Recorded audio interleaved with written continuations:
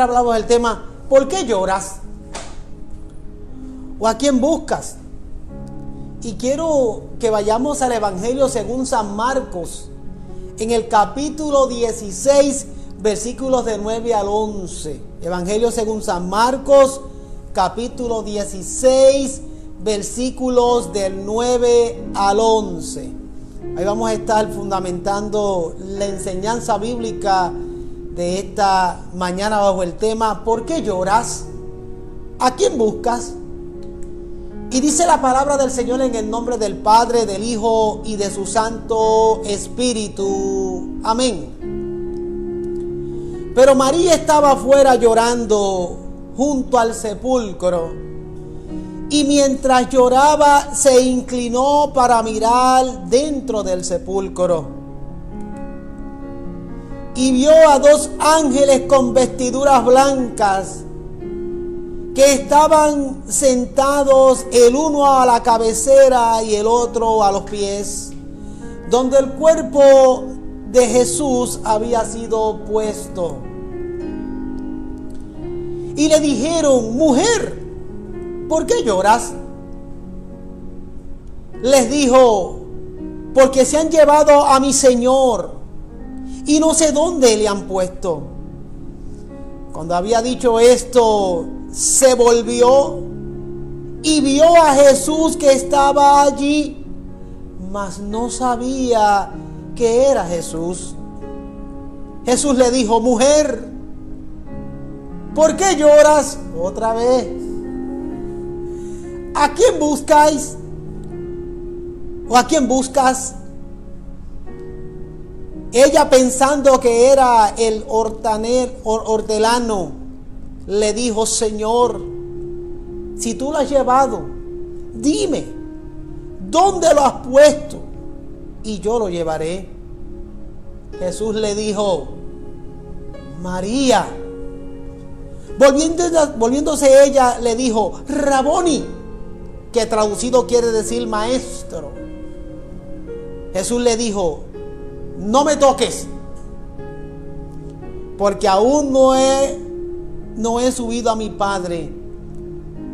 Mas ve a mis hermanos y diles: subo a mi Padre y a vuestro Padre, y a mi Dios y a vuestro Dios. Fue entonces María Magdalena para dar a los discípulos las nuevas de que había visto al Señor y que Él le había dicho estas cosas. Señor, te pido que tú hables a nuestras vidas y a nuestros corazones a través de tu maravillosa palabra.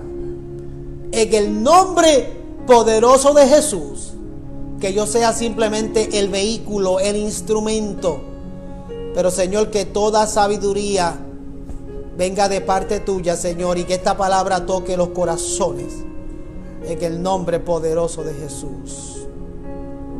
Amén. Quisiera comenzar esta enseñanza explicando un poquito sobre la importancia que tienen las credenciales y las pruebas.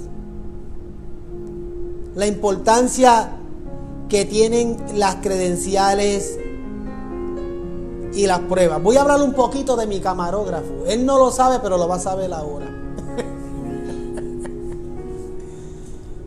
Mi amigo camarógrafo Darío, el que me ayuda con todo este montaje que ustedes ven semana tras semana y que muchos les gusta de la manera tan hermosa y tan bonita, en términos generales, que quedan los videos y las grabaciones.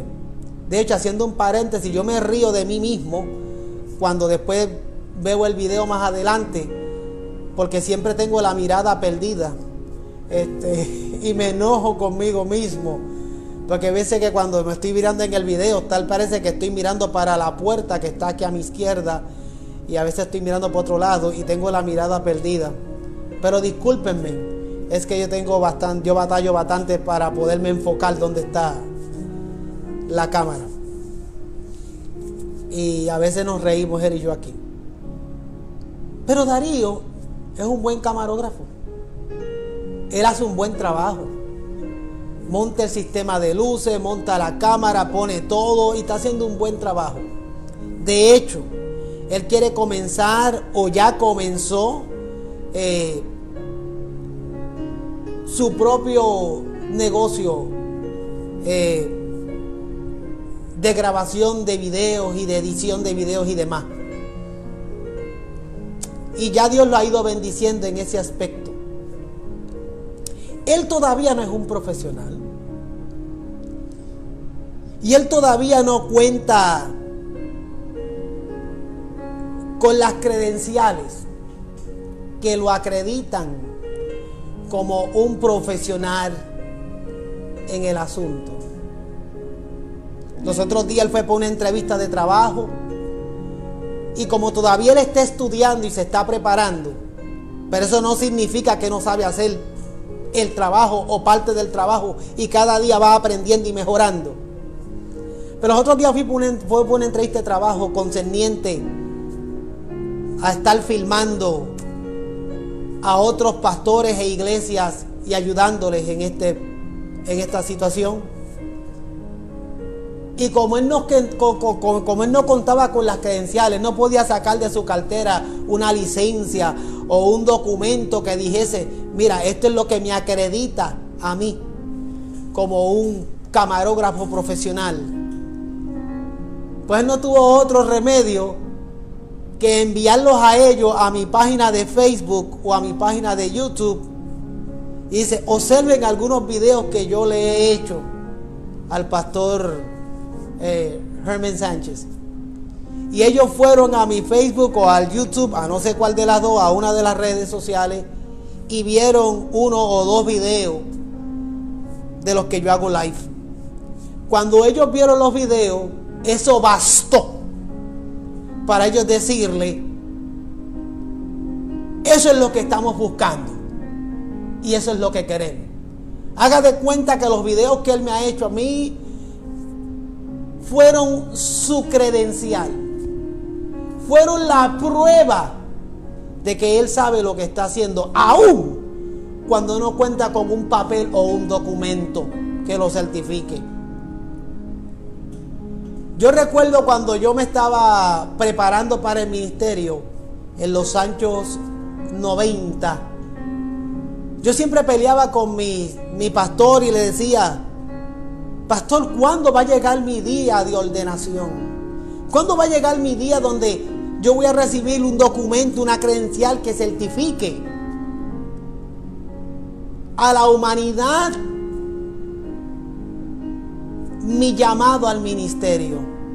Porque el llamado viene de parte de Dios, el llamado no viene de parte de los hombres, viene de parte del Señor. Es Dios quien llama, es Dios quien comisiona, es Dios que te prepara. Pero hay unos canales, hay unos medios que uno debe someterse a ellos y seguirlos para la confirmación del llamado. No es por gusto, es para la confirmación, es la garantía, es la confirmación de que el Señor te llamó, y lo vamos a confirmar a través de una serie de cosas. Haga de cuenta, nos envían a estudiar como enviaron a mí a estudiar, nos envían a prepararnos, y después que estamos teológicamente preparados, preparados porque contamos con unos certificados que dicen que tenemos los estudios, pero uno sigue aprendiendo todos los días. La Biblia es una fuente inagotable y todos los días uno debe ser responsable en la lectura, en el estudio, en la preparación. Pero en términos generales, te mandan a un seminario a prepararte como mínimo a un instituto bíblico, así no sea acreditado, pero un instituto que valide que tú tuviste 2, 3 años estudiando sistemáticamente la palabra del Señor. Luego te ponen a trabajar al lado del pastor como asistente, como copastor, y demás en lo que tú vas progresando y vas creciendo. Y la idea es que al trabajar junto a Él tú puedas ver y puedas sentir parte del peso de la carga de lo que implica dirigir un pueblo. Y eso funciona prácticamente en todos los fines. Para ser director de una escuela, es preferible que antes de ser director seas un asistente director, para que veas todo lo que implica el prepararte, todo lo que la responsabilidad que implica, y tú confirmes si ese es tu llamado, tu vocación y tu preparación. Esa es la intención. Y cuando tú lo confirmas porque tienes las credenciales que lo confirman, y pasaste por el proceso de preparación, pasaste por el proceso de entrega, de voluntad, pasaste por el proceso de aprender a someterte y confirmar que esa es tu vocación, o en el caso del mundo eclesiástico, de que ese es tu llamado. Por eso son importantes las credenciales y las pruebas. Esa es la importancia. Para confirmar, para garantizar, para asegurarnos que tú cuentas con el llamado, la vocación, la preparación. Y cuando llegue el momento de tú asumir la responsabilidad, tú no tengas duda. Y eso lo confirma la iglesia, lo confirma el cuerpo de ancianos, lo confirma incluso tu propia familia, de que ese es tu llamado, de que esa es tu vocación. ¿Te ve la importancia de las credenciales y de la preparación? Es para confirmar, es para garantizar. Entonces, cuando estamos hablando de la resurrección de nuestro Señor Jesucristo, usted tiene que entender que la prueba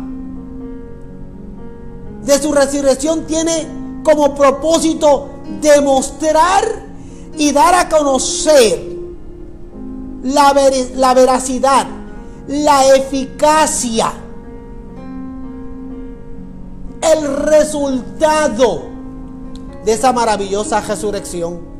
La resurrección de nuestro Señor Jesucristo, entienda algo bien, es la prueba, es la evidencia que Él venció la muerte.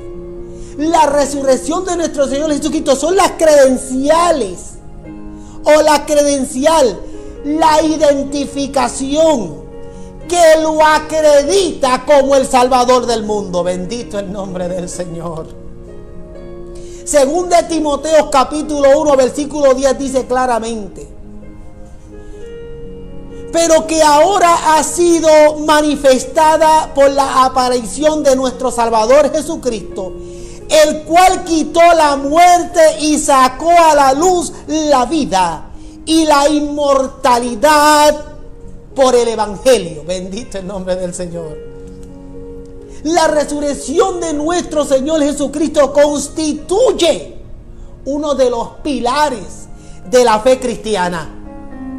La muerte de Jesús sin la resurrección no hubiese significado absolutamente nada.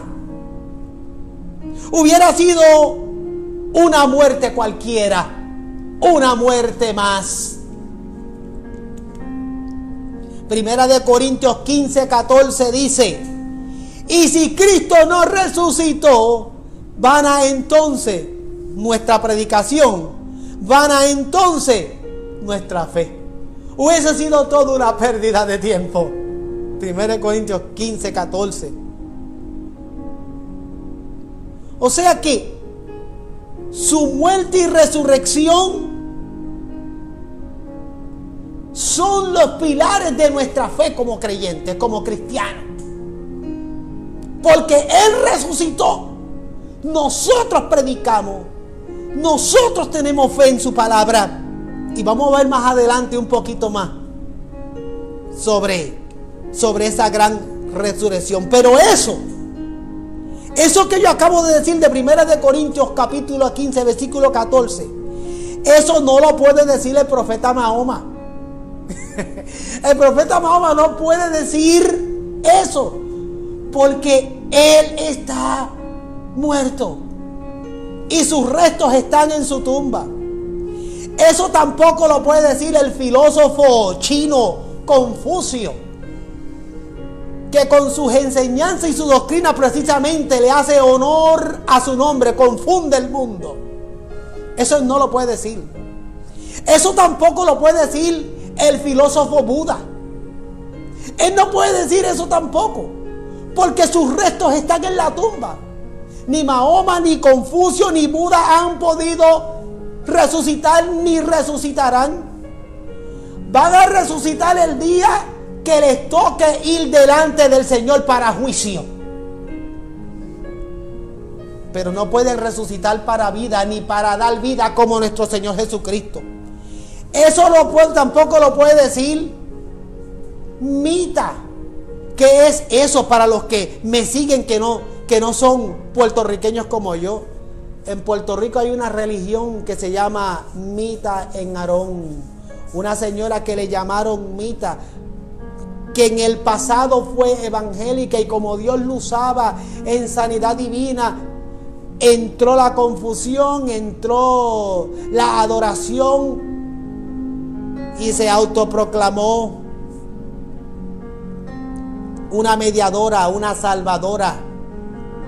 Y ellos dijeron que ella iba a resucitar y no resucitó, y ahora dicen que ella reencarnó en el líder sustituto que le pusieron por nombre a Aarón, y ahora le llaman la iglesia Mita en Aarón. Mita no puede decir lo que Cristo dijo. No solo Mahoma, Confucio, Buda, ni Mita, ni muchos más que se han ido levantando a través del tiempo. Ellos no pueden decir eso, porque ninguno de ellos ha resucitado. Ninguno de ellos ha vencido la muerte. La resurrección de Jesucristo es nuestra credencial, nuestra prueba, lo que lo acredita como el Salvador del mundo y el que venció la muerte. La Biblia lo dice. Si usted va conmigo al Salmo 118, versículo 17. No moriré, sino que viviré y contaré las obras de Jehová. Ya usted ve cómo en los salmos ya se está proclamando y profetizando la muerte y resurrección de nuestro Señor Jesucristo para que tengamos vida. Esos son los pilares de nuestra fe. Si usted va a Salmos capítulo 16, versículo 10, que también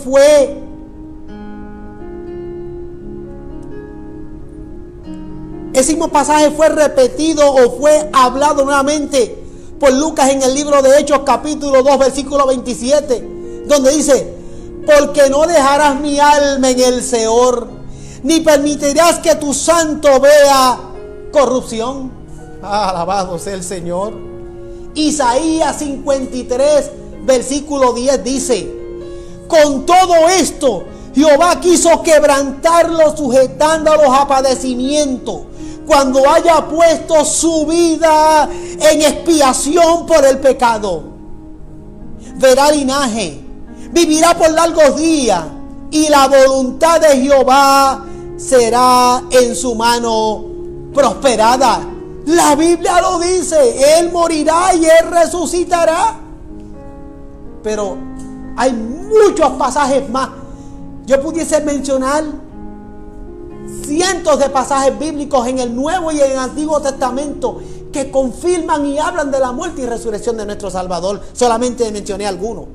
Pero el mismo Jesús en su ministerio terrenal lo dijo y lo confirmó.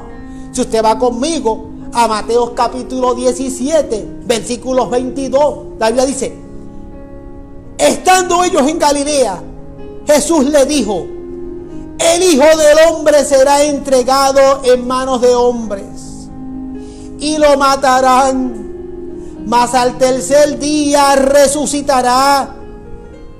Y los discípulos, como no entendían, y ellos se entristecieron en gran manera. El mismo Jesús le dice a sus discípulos y a sus seguidores: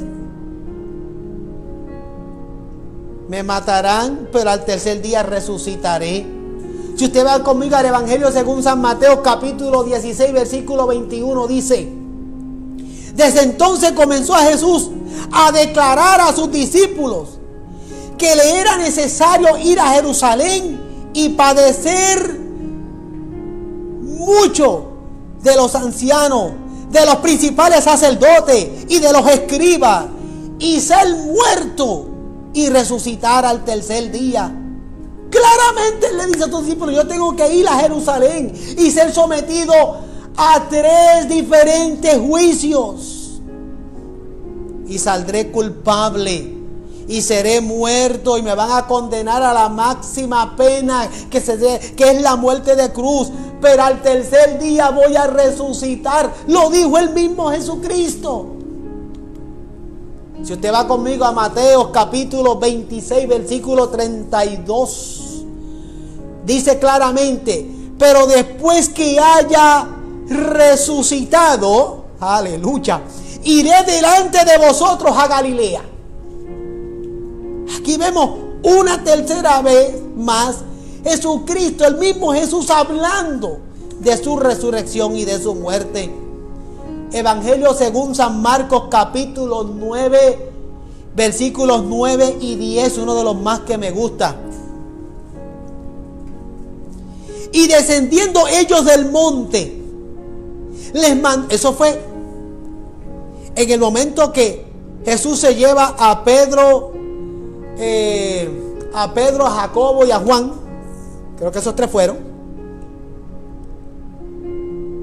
al monte de la transfiguración, donde ocurrió ese maravilloso evento de la transfiguración, y se oyó esa voz del cielo: este es mi hijo amado, escúchalo a él. En esa experiencia tan maravillosa, que no vamos a entrar en detalle en ella, simplemente quiero que resaltemos el hecho que cuando venían descendiendo ellos del monte, Jesús les mandó a que a nadie dijesen lo que habían visto, sino que cuando el Hijo del Hombre hubiese resucitado de los muertos, díganlo, pero cuando yo haya resucitado, no ahora. Y guardaron la palabra entre ellos mismos, entre sí, pero entre sí discutían qué sería aquello de resucitar de los muertos. En otras palabras, no les había caído el 20, no habían entendido. Él muchas veces les habló de su muerte y su resurrección a sus discípulos y a sus seguidores y a los que les ministraba. Tanto los discípulos como muchos otros más no entendían, no les comprendían. Ellos se decían entre sí y discutían entre sí qué sería aquello de resucitar de los muertos. Y entonces ahora Jesús está en su tumba, y aquí llega María. Hay otros evangelios hablan no solamente de María, hablan de María Magdalena, hablan de Salomé, de las mujeres. Los diferentes evangelios no se ponen de acuerdo a quiénes eran las mujeres que estaban presentes, pero eso no es un issue, eso se puede discutir, eso es discutible. El asunto es que ellos están, todos los evangelios, relatando el hecho de que las mujeres estaban allí, fueron temprano en la mañana del primer día de la semana, fueron temprano en la mañana al sepulcro. Lo acabamos de leer en el Evangelio de San Marcos capítulo 16, versículo del 9 al 11, y vamos a empezar en el 11. Pero María estaba afuera llorando junto al sepulcro, y mientras lloraba se inclinó para mirar dentro del sepulcro, y vio a 2 ángeles con vestiduras blancas que estaban sentados, el uno a la cabecera y el otro a los pies, donde el cuerpo de Jesús había sido puesto. Y le dijeron: mujer, ¿por qué lloras? Ella está llorando porque, al igual que los discípulos, cuando bajaron del monte, de la experiencia de la transfiguración, aun cuando lo había escuchado de él mismo, aun cuando había escuchado de muchas maneras que él iba a resucitar, en ese momento estaba llorando porque no le cayó el 20. No entendía el hecho de que él resucitó. ¿Por qué lloras? Y les dijo a los ángeles: porque se han llevado a mi Señor y no sé dónde le han puesto. Cuando había dicho esto, se volvió y vio a Jesús que estaba allí, mas no sabía que era Jesús. Jesús le dijo: mujer, ¿por qué llora? Vuelve y le pregunta lo que los mismos ángeles le preguntaron: ¿por qué estás llorando? ¿A quién buscas? De ahí el título de la enseñanza de esta mañana: ¿por qué lloras? ¿A quién buscas? Ella, pensando que era el hortelano, le dijo: Señor, si tú lo has llevado, dime dónde lo has puesto y yo lo llevaré. Y Jesús le dijo: María. Y cuando le habló, ahí con los signos de exclamación, María, volteándose ella, le dijo: Raboni. Lo reconoció. Y Jesús le dijo: no me toques, porque aún no he subido al Padre. Mas ve y dile a mis hermanos y diles: subo a mi Padre y a vuestro Padre, y a mi Dios y a vuestro Dios. Fue entonces María Magdalena para dar a los discípulos las nuevas de que había visto al Señor y que Él había dicho estas cosas. ¿Te ve? Aquí vemos este cuadro hermoso. Y yo digo hermoso porque está frente a la tumba. ¿Y qué tiene de hermoso estar frente a una tumba? Bueno, está frente a la tumba del Salvador Jesucristo. Una tumba vacía porque Él resucitó. Y allá hay dos ángeles que estaban esperando que ellos llegaran para informarles y traerle a la memoria lo que ya ellos sabían, pero no habían entendido. Me gusta como dice el Evangelio de Mateo capítulo 28 versículo 6. Dice: no está aquí. Él ha resucitado. No está aquí. Porque yo quiero enfatizar un poco sobre esto de no está aquí. Porque hoy en día todavía hay personas que siguen llorando y que siguen buscando al resucitado. Hay diferentes grupos que todavía no han aceptado, no han creído que Cristo resucitó. Hay grupos que todavía le buscan y le lloran. El primer grupo se llaman los ateos. Los ateos buscan en el sepulcro de su negación de la existencia de Dios. Hay un gran grupo de ateos que siguen negando la existencia de nuestro Señor Jesucristo, de nuestro Salvador. Siguen buscando en el sepulcro de la negación. Pero no solo ellos. Hay un segundo grupo que se llaman los comunistas. El grupo de los comunistas y los socialistas, que siguen buscando al resucitado. ¿Dónde? En el sepulcro de las religiones. Que hay un dicho popular que dice que es el opio de los pueblos. Pero no solo los comunistas y socialistas siguen buscando al resucitado en el sepulcro de las religiones. Y voy a explicarlo más adelante por qué menciona el sepulcro de las religiones.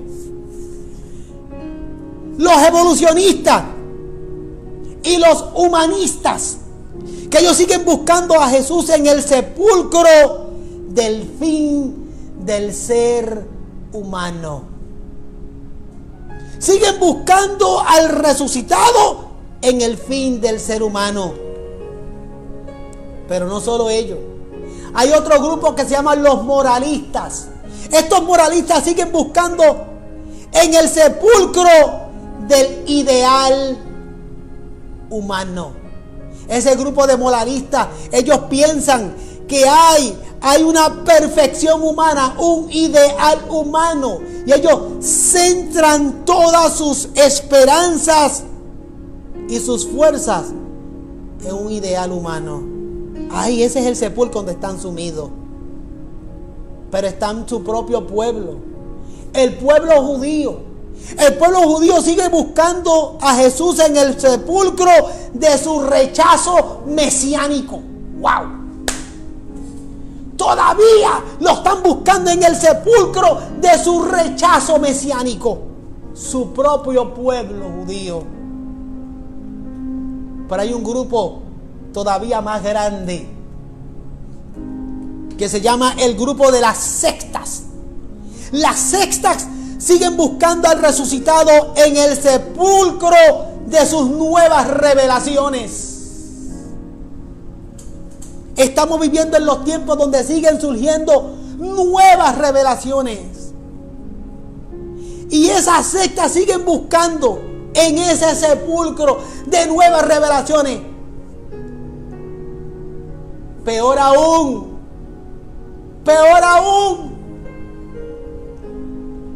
Hay un grupo de llamados creyentes, seguidores, que lo siguen no solo buscando, lo siguen sepultando en sus dogmáticas humanas. Hay un grupo de seguidores, de llamados creyentes, que lo siguen sepultando. ¡Wow! ¡Aleluya! Lo vuelven a llevar a la tumba. Y lo siguen sepultando en sus dogmáticas humanas. Estos son los grupos que le siguen poniendo cargas al pueblo. Cargas que ellos mismos no pueden con ellas. Por sus malas interpretaciones. Por no abrir su corazón a la palabra de Dios. Y dejar que el Espíritu Santo a través de su palabra les haga ver que Cristo es el camino, que Cristo es la verdad, que Cristo es la vida. Y que Él ha resucitado para darnos vida en abundancia y libertad en Él. Y estos llamados creyentes o seguidores, dogmáticos y fariseos, que con sus ideas humanas siguen sepultando al Señor. No dejan que viva en el corazón de la gente que ellos les predican. Y de ese grupo es grande. Ese grupo es grande. Siguen enredados y discutiendo puntos teológicos de acuerdo a sus interpretaciones. Y le ponen cargas al pueblo que ellos mismos no pueden con ella. Después reclaman que aman a Dios. Pero yo voy a explicar un poquito más eso. Lo que te da salvación y vida eterna es reconocer que tú eres un pecador. Y una vez tú reconoces que tú eres un pecador, que tú necesitas a un Salvador, que tú necesitas a Jesucristo, eso es lo que te da vida eterna por la eternidad. Reconocer a Jesús. Cuando tú has reconocido que eres un pecador. Pero las religiones, digo más allá de las religiones, un grupo de creyentes confundidos, un gran grupo de creyentes confundidos, siguen haciendo insuficiente el sacrificio de Cristo. Ay, ¿cómo es eso, pastor? Sí, porque ellos dicen que aparte de, o sea, tú tienes que recibir a Cristo y confesar a Cristo como Salvador, más tienes que hacer estas otras ideas dogmáticas que ellos tienen en su cabeza para que seas salvo. La Biblia dice que la fe sin obra es muerta. Eso yo lo tengo bien claro. Todo aquel nacido de nuevo, todo aquel que ha nacido de nuevo, aquel que nació de nuevo, demuestra su nueva criatura y su agradecimiento a través de servirle al Señor y de las obras que hace para la gloria de Dios. pero las obras no le salvan. Bendito el nombre del Señor. Las obras no te salvan. Lo que te garantiza y te asegura salvación es confesar a Jesús como Salvador. Las obras son el resultado de tu confesión y de tu nuevo nacimiento. Pero cuando muchos grupos que le añaden al sacrificio de Jesús normas dogmáticas y reglamentos para usted ser salvo, tenga mucho cuidado, porque hace insuficiente el sacrificio del Señor. No, hay un grupo por ahí bien grande que ellos dicen que no basta con creer en Jesucristo, hay que creer en Jesucristo y guardar el día del reposo, porque si tú no guardas el día de reposo, como ellos le entienden, usted no tiene salvación. ¿Pero cómo? Y hacen insuficiente el sacrificio de Cristo. Esos son los grupos que lo vuelven a enviar a la tumba y que no lo dejan vivir en el corazón del creyente que ha reconocido a Jesús. Y así puedo mencionar muchas más, muchas dogmáticas más, muchas ideas más que la gente le añaden al sacrificio de Jesús. Tienes que recibir a Cristo, mas tienes que cumplir con este otro reglamento o con estas otras ideas si quieres ser salvo. Pero hay un último grupo que es el último que se ha levantado en estos tiempos. Bueno, se ha venido levantando a través de los tiempos, pero mientras más cerca el día grande del Señor, más se levantarán.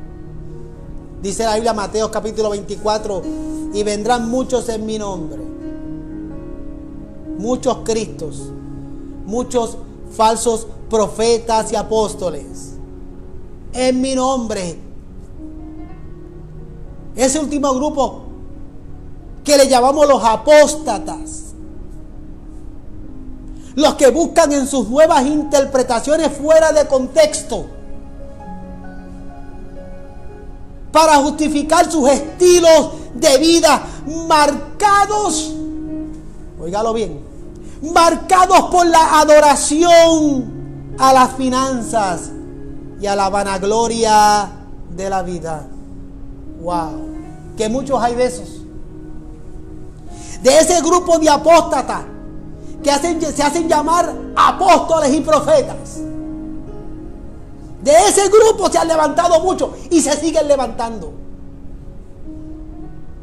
Y justifican sus interpretaciones fuera de contextos. O justifican sus estilos de vida marcados por la adoración hacia la finanza y hacia la vanagloria de la vida.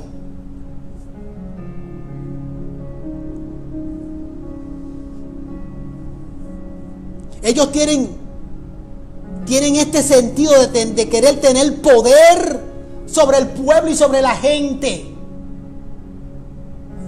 Usted ve mucho en diferentes continentes en el mundo, en diferentes lugares en el mundo, como muchos de estos apóstatas hacen prácticas donde se le paran encima a la gente, incluso donde hay que servirle como si fueran reyes y sacerdotes,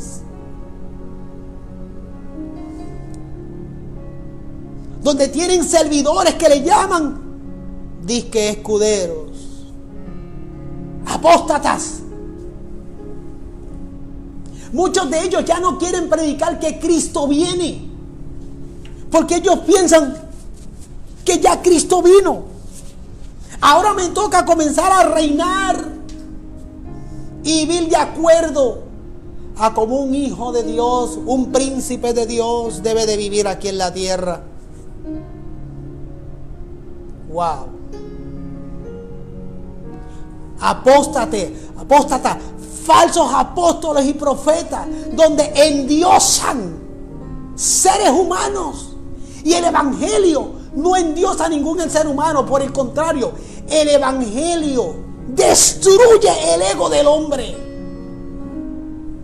Y son muchos los falsos apóstoles y profetas apóstatas que siguen buscando a Jesús el resucitado en el sepulcro de sus nuevas ideas, de sus nuevas interpretaciones, de su nuevo evangelio, de sus nuevos estilos de vida marcados por la adoración a la finanza y la vanagloria de la vida. Pero yo quiero decirle algo a los creyentes que aman al Señor, los que hemos entendido la palabra del Señor. La resurrección de Cristo es la esperanza del creyente. Alabado sea el Señor.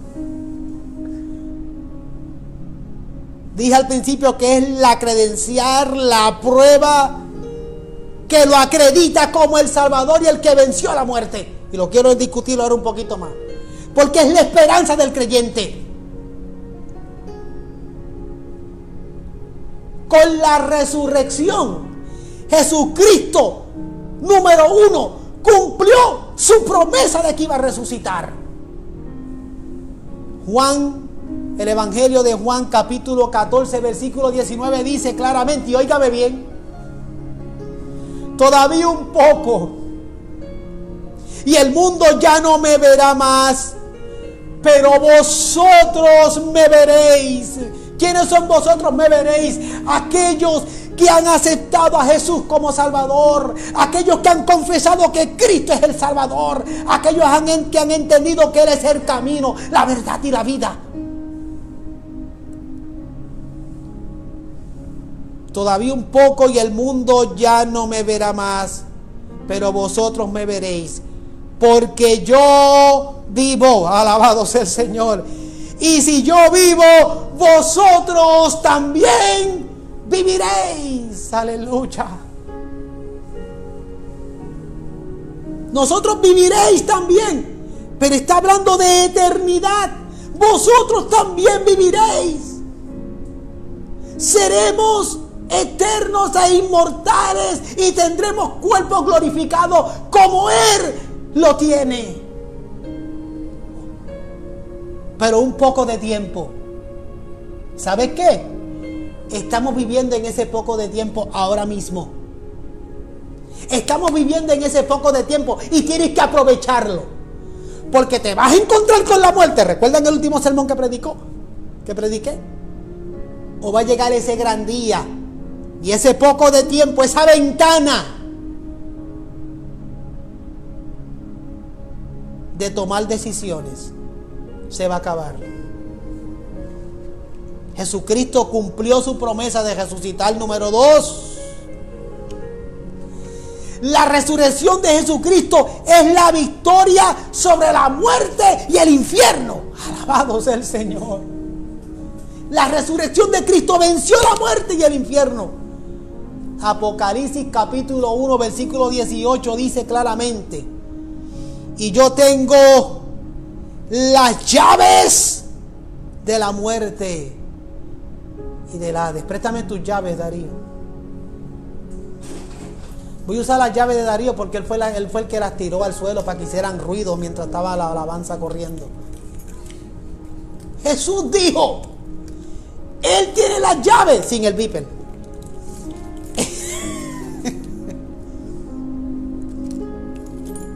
Tampoco sin esto.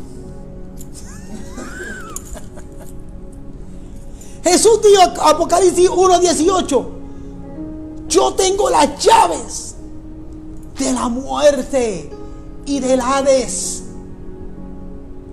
Esa llave la tiene nuestro Señor Jesucristo cuando venció con su resurrección la muerte y el infierno. Pero la llave la tiene Él, no usted. La llave la tiene Él. Él venció y nosotros a través de Él vencimos, los que hemos aceptado y los que hemos creído. Pero el control, el soberano es Él. El que tiene la llave es Él. Apocalipsis 1:18. No somos nosotros los que decidimos quién se va al cielo y quién no. Nosotros no somos los que decidimos nada. La Biblia es la palabra de Dios y en la Biblia está plasmada su voluntad. Lo que usted tiene que hacer es leerla, creer en Él, leer su palabra, que es la guía. Él tiene las llaves. Número 3, la resurrección de Jesucristo es la garantía para los creyentes que nosotros también seremos resucitados. Alabado sea el Señor. Hago un paréntesis. Hay varios registros bíblicos donde personas han sido resucitadas por el poder de Dios. Y una de las más impresionantes se llama la de Lázaro. Pero el propósito de esas resurrecciones es para que la gloria del Señor sea manifestada y sea exaltada. No tiene otro propósito que no sea exaltar la gloria de Dios.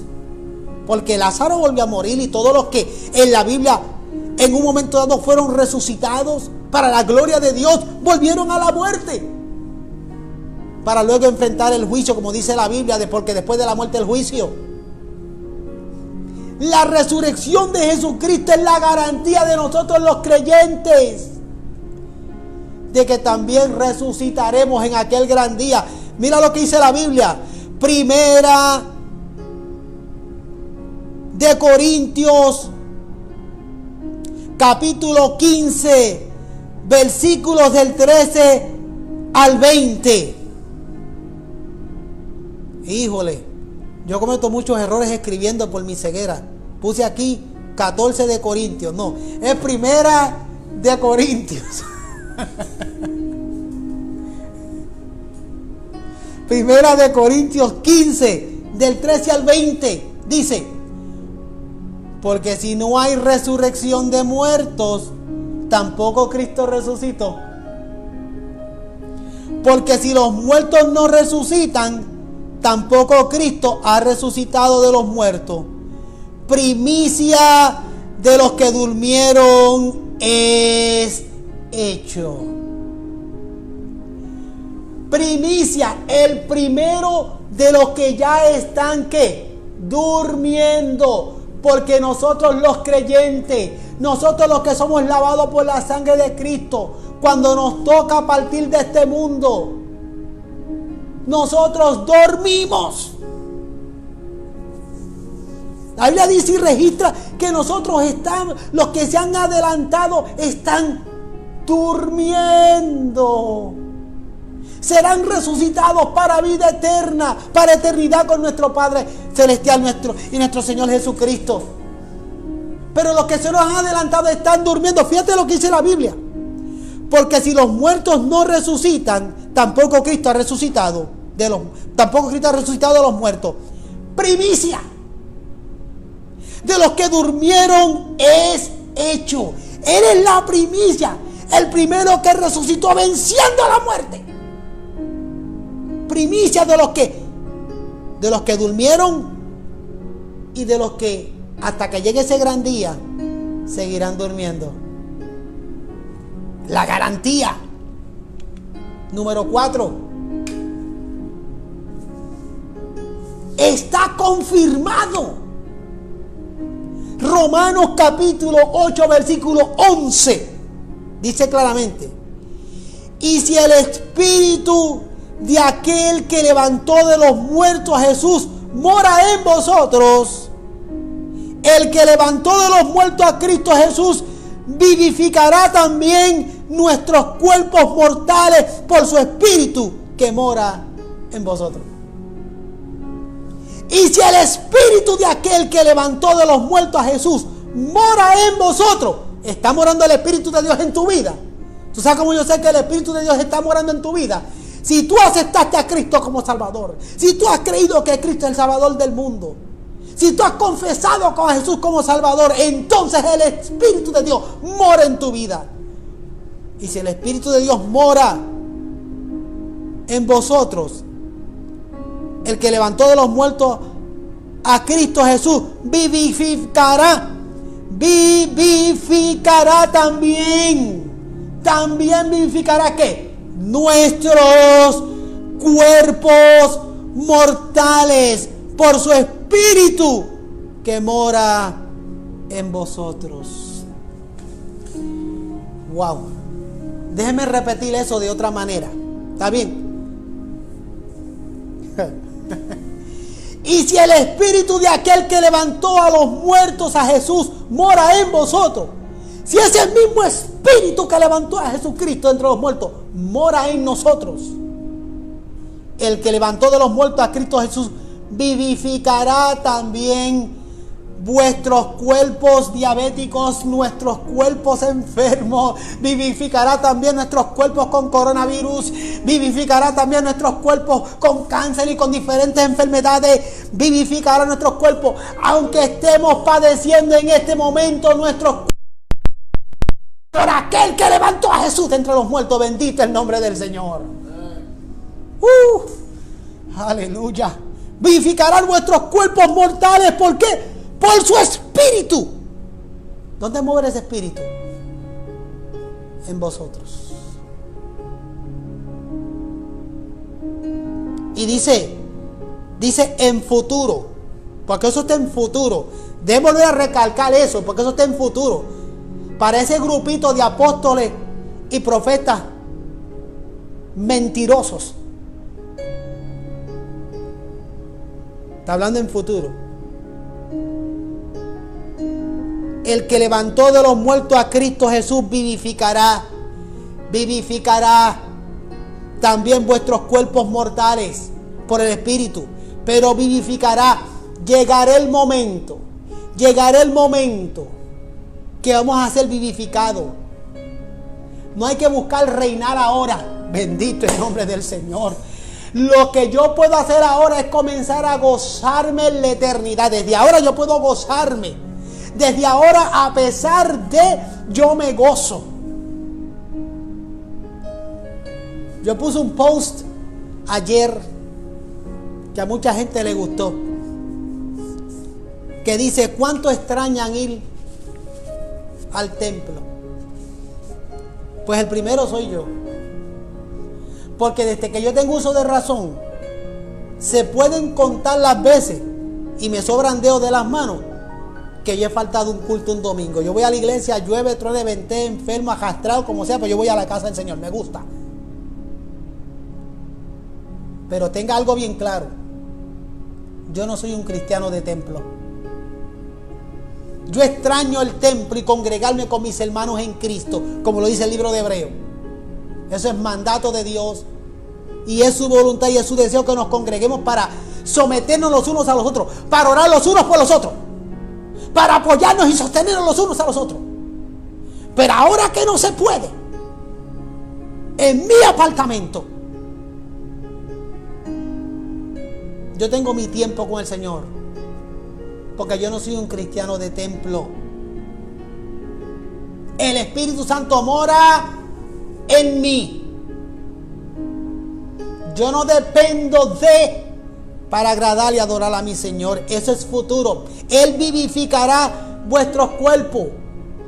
Lo que quiere decir que aun cuando no puedo ir al templo, yo me gozo en la presencia de Dios. En medio del coronavirus, yo me gozo en la presencia de Dios. En medio de la aflicción, en medio de todo lo que yo he vivido, y muchos de ustedes situaciones que ustedes han vivido, ustedes pueden gozarse en el Señor, porque ustedes gozan de la bendición de tener el gozo del Señor en sus vidas. Eso sí es cierto. Pero buscar reinar ahora, ¿qué me importa eso? Si seremos vivificados por la eternidad.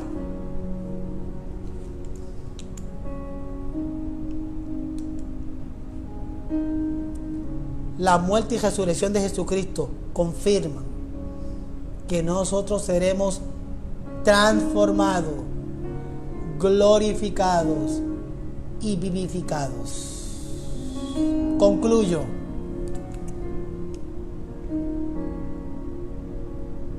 Yo quiero que entienda algo en esta conclusión. Óigame bien.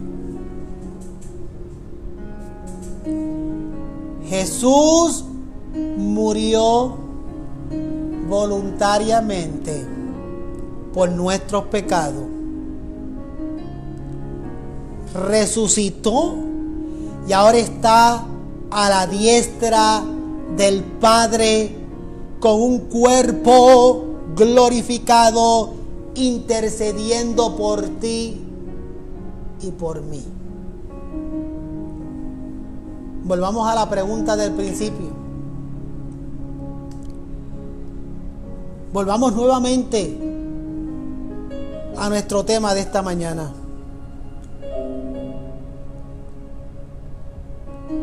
¿Por qué lloras? ¿A quién buscas? ¿Te han engañado los seres humanos? ¿Te han engañado las religiones baratas? ¿Te han engañado los apóstoles y los profetas y los apóstatas? ¿Te ha engañado el enemigo con sus secuaces y sus demonios y todo lo que él usa? ¿Te han engañado los comunistas, los socialistas, los ateos, los moralistas, los filósofos? ¿Te han engañado? Muchos te han engañado. Tú oyes tanta información barata por ahí, a través de las redes, tanta tontería, que todo lo que tú escuchas te han llevado a estar llorando y buscando. Andas llorando y buscando. Andas llorando pensando en qué rayo va a pasar. A un creyente, wow, a un creyente que andan llorando,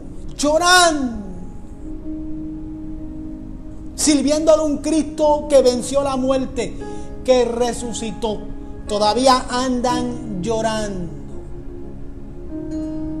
Y no simplemente andan llorando, andan buscando. Yo no entiendo. Siguen buscando al resucitado.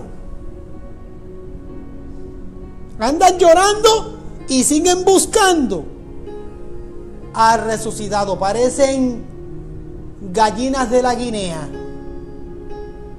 cojeteando de aquí y cojeteando para allá. Por eso hay mucha gente que no han podido afirmarse en Cristo en una iglesia. Andan buscando. ¿Sabes lo que andan buscando? Satisfacción personal. ¿Sabes lo que andan buscando? Justificación para su estilo de vida pecaminosa. ¿Sabes lo que andan buscando? Andan buscando sentirse bien con ellos mismos, sin entender que si yo reconozco que soy un pecador, al yo recibir a Cristo y entender que Él es el único camino, de ahí en adelante, si acabó mi estilo de vida, yo quedo con Él crucificado. Se acabó el yo, se acabó mi estilo de vida, se acabó la forma de ver la vida a mi manera. Deja de llorar y deja de buscar. Hay un solo camino, hay una sola verdad, hay una sola vida y se llama Jesucristo. Y para que Jesucristo entre a tu corazón, tú tienes que reconocer que tú eres un pecador, porque muchos no quieren reconocerlo. No, yo soy bueno, yo nunca he hecho nada malo, yo nunca he estado preso, yo nunca le he robado a nadie, yo no le hago daño a nadie. Te lo voy a decir con todas sus palabras y con todas sus letras y bien crudo. Eres un miserable, eres un infeliz y eres un desgraciado, porque eso es lo que es el ser humano sin Cristo. Aunque se crea bueno, aunque se crea que no le ha tirado una piedra a nadie, aunque se crea que no le ha hecho nada a nadie, tú no has entendido. No has entendido que eres un infeliz, un desgraciado, un desventurado. Solo Jesús, alabado sea el Señor. Solo Jesús, solo Jesucristo te va a dar vida eterna, vida abundante. Solo Jesucristo. ¿Dónde Él está? Él está precisamente ahí. En ese momento donde tú reconoces que tú necesitas al Salvador, que tú necesitas a Jesucristo, ahí Él está. Solo abre tu corazón y reconoce que eres un pecador, que eres un infeliz, que eres un miserable, que necesitas al Señor como Salvador en tu vida. Reconócelo. Y en ese mero momento, confiesa a Jesús. Y tú, creyente que me escuchas, que por tantas cosas que oyes, porque te gusta estar poniendo tu oído en toda la basura que por ahí mucha gente dice, fuera de la palabra de Dios. No iba a decir esto, pero lo voy a decir. Si tú supieras, Darío, que la semana pasada o atrasada nació un niño o una niña. Creo que fue para el 23 de marzo o 24 de marzo, qué sé yo, algo así, no me acuerdo bien el detalle. El punto era que el que saliera de su casa ese día iba a morir.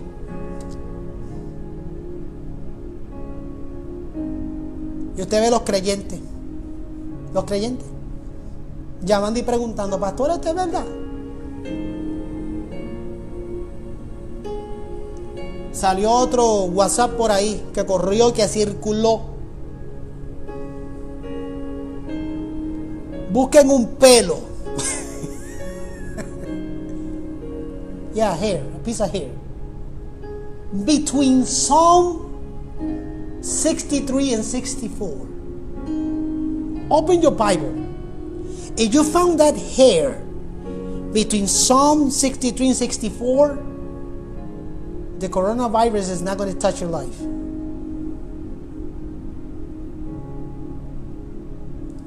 And you know how many idiots start opening their Bibles looking for that piece of hair?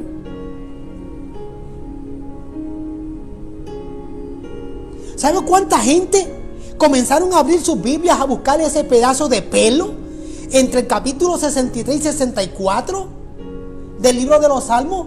Porque a alguien se le ocurrió decir que el que encuentra ese pelo entre esas páginas de la Biblia, el coronavirus no le va a tocar su vida. Y yo estoy seguro que muchos lo encontraron como engaño del diablo.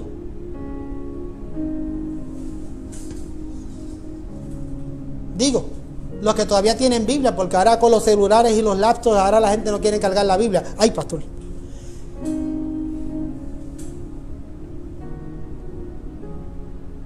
Usan a niños, a niñas, profetas. No sé ni cuántas cosas la gente son capaces de usar para engañar al pueblo de Dios, a los creyentes. ¿Y saben lo que hacen los creyentes? Aquellos que no leen la Biblia, que no tienen ninguna firmeza, que dependen de las profecías, que dependen de lo que le puede decir cualquier otro imbécil. Como dice el tema, andan, Darío, llorando y buscando. ¿Qué va a ser de mi vida? Andan llorando y andan buscando. Y los aprovechados y los listos y los sinvergüenzas que los usa el diablo sacan ventaja de esas inseguridades para engañar al pueblo creyente. ¿Por qué lloras? ¿Y a quién buscas? Jesucristo está ahí. Solo abre tu corazón. Y usted, creyente, si usted creyó de verdad, si usted creyó de verdad, abre tu Biblia y léela. Escucha buenos predicadores. Corrobora con la palabra las bobadas que se dicen por ahí. Si tú creíste, si tú confesaste Tú no tienes que tener ningún temor ni ningún miedo, porque Él es